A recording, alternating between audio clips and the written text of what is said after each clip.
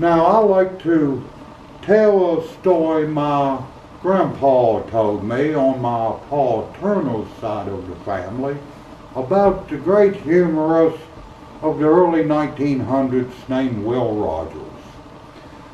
See, in the 1920s, he worked as a dental speaker, kind of like what Hillary does now, but the paychecks were not compellable. Group of railroad executives was going to have a big dinner, and they invited Rogers to come speak. They thought he'd be good for a few jokes. Well, after they ate, all these executives got up and gave these big long speeches. And Rogers didn't get to speak till last. So when he got up there, he said, "You know, I've been listening all evening, these distinguished gentlemen talk about their service to the American people. Now let's talk about that word service. First time I come across that word, I was a little boy on the ranch in Oklahoma. And they was going to bring a bull in for service.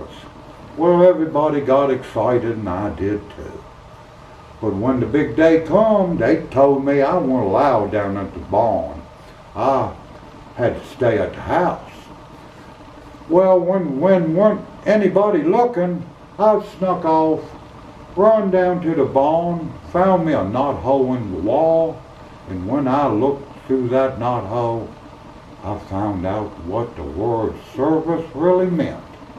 And it's the same type of service you distinguished gentlemen been giving the American people.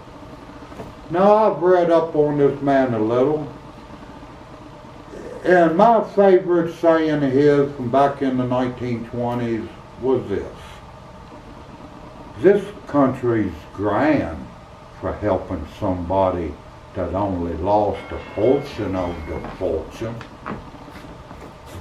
Well, as they said back in the 70s, you all have a nice day.